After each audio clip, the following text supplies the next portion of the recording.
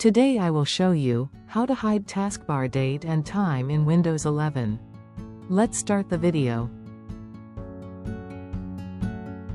First, right-click on the Start menu, then click to System. Now, click to Time and Language option from the left panel. And, click to Date and Time.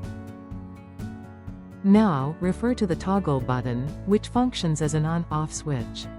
Enabling this option will display the date and time on the taskbar, while disabling it will hide from the taskbar.